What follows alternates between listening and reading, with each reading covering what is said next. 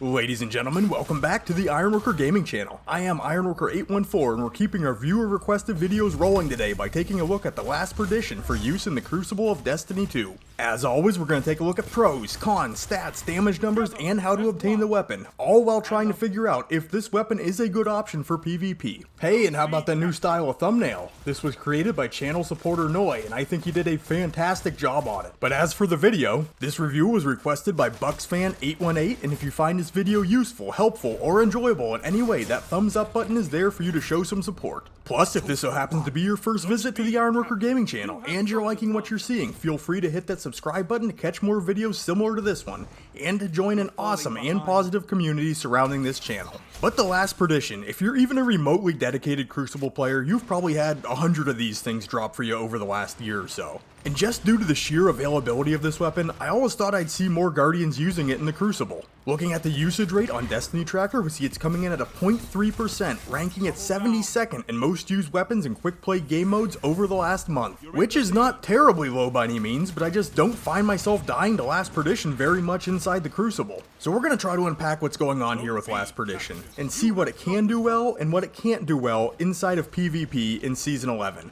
But we're going to do that right after we take a look at how to obtain the weapon for those who have not done so already.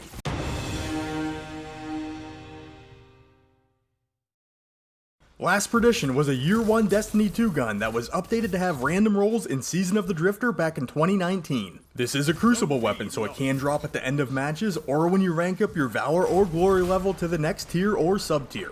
Also, you could turn in your Crucible tokens to Lord Shacks, which, if you're a veteran player, you're probably sitting on a mountain of those things right now. And honestly, if you're playing a good bit of PvP, you're probably getting sick of seeing this weapon by now. But I really don't think Last Perdition should be on your auto-delete list, and we'll take a look at why when we get into the pros. But first, we're going to take a look at these stats and damage numbers.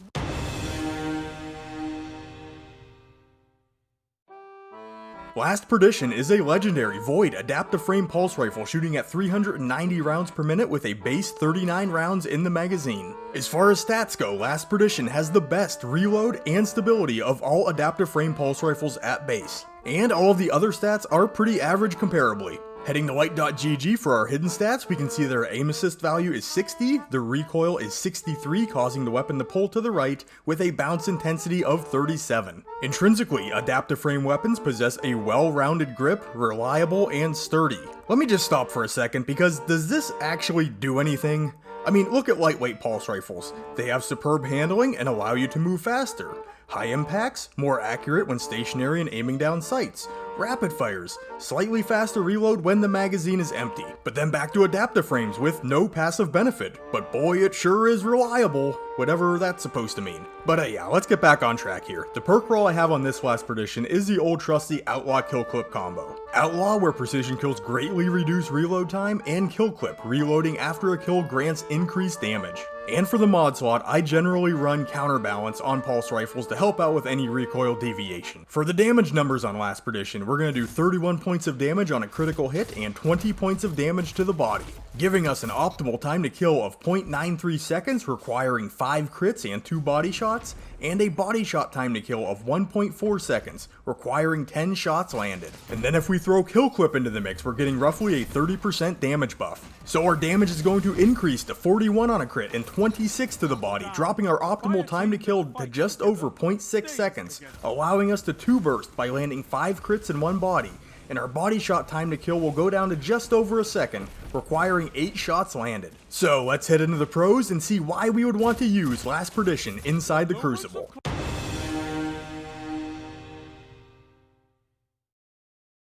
Alright, the first pro I want to go over is the fact that not only is Last Perdition very easy to acquire, but there is an extremely wide variety of scopes, magazine options, and perks for this weapon. So even if you don't like that Outlaw Kill Clip roll that I use, there is plenty here that will allow you to tailor Last Perdition to your liking. You can get short, medium, and long zoom scopes, all with various geometric shapes. There's some great magazine options here, but the best is probably accurized rounds. Rangefinder and Moving Target are very solid choices in perk column 1, and just about every perk in column 2 can be viable. And given all the choices, Last Perdition can basically be whatever you want it to be. The range on Last Perdition is also pretty respectable. With a long zoom scope being the only thing affecting my range stat, I was putting out maximum damage from 45 meters away. This could definitely be stretched a little bit further if you have accurized rounds or rangefinder on the weapon. Also, Last Perdition does feel very stable, which goes a long way in helping you land your shots at these extended ranges. I mean, a pulse rifle that jumps really hard when you pull the trigger is a pulse rifle that is not worth using in my opinion. But with Last Perdition, not only does the high base stability make the recoil very manageable, there are a lot of options you can put on this weapon to build into that stability even further. And next, while most adaptive frame pulse rifles are built for mid to long range engagements, Last Perdition has the ability to be used more aggressively at closer ranges if you need to. While I wouldn't say this is the ideal weapon for that playstyle, the better than average base reload along with the options of drop mag, moving target, snapshot sights, and a short zoom red dot scope can make this an agile gun while playing in tight. And the final point in the pros is that Last Perdition can perform well in the hands of a passive player. And it can serve as a very good starter weapon for newer players who are just starting to dip their toes into the Crucible. You can sit back at safer ranges and still be fairly effective with that friendly 5 crit 2 body optimal time to kill bullet combination. It's a great option for players who like to play outside in the Crucible, where you live on the edges of the map and make sure that all the action stays in front of you. This minimizes the chance of being blindsided or snuck up on while still being able to put shots on targets. And with that rounding out the pros, let's head into the cons and see where Last Perdition can come up a little bit short in PvP.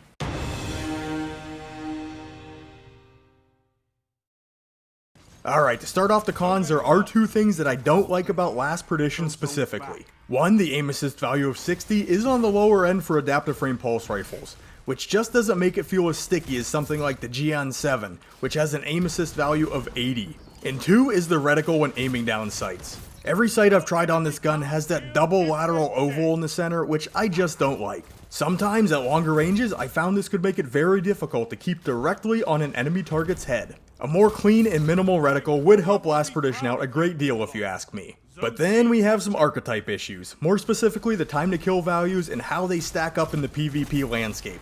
A 0.93 second optimal time to kill is pretty bad, and it's actually the worst of all pulse rifle archetypes. And this time to kill is far bested by the high impact pulse rifles, which can cover the same effective range with an extremely fast 0.67 second time to kill. While Last Perdition and other adaptive frame pulse rifles do feel easier to wield, that is a big discrepancy. And then we have a very average 1.4 second body shot time to kill.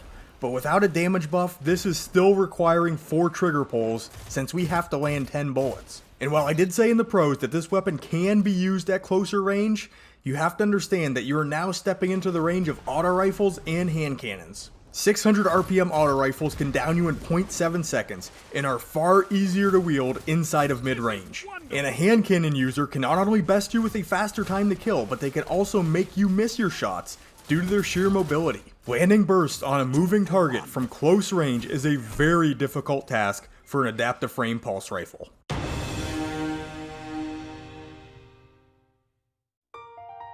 So we have arrived at the verdict, and would I recommend using Last Perdition in PvP? Honestly, this one is totally dependent on you and how you like to play. This weapon absolutely can perform in the right hands, and it is easily obtained and can be customized to your taste. But you are making some major concessions in that time to kill department. I mean, if you're okay with prioritizing ease of use at extended ranges over raw damage, Last Perdition is definitely a weapon worth trying out. But I'm sure for a lot of people that non-competitive time to kill is a total deal breaker. And hopefully by this point I've armed you with enough applicable information for you to make this decision for yourself. So since you've made it to this point in the video, how about hitting that like button and letting me know if you enjoyed it or not. And now is a great time for you to subscribe to the Ironworker Gaming channel if you have not done so already. To interact with me live or to get a hold of me outside of YouTube, you can look for Ironworker814 on both Twitch and Twitter. But really the best way to reach me is simply to comment down below. You guys are the backbone of this channel, and I will always take the time to respond to you. And with all that being said, I'd like to thank you for spending a piece of your day checking out this weapon review. You guys are awesome, and I will catch you on the next one.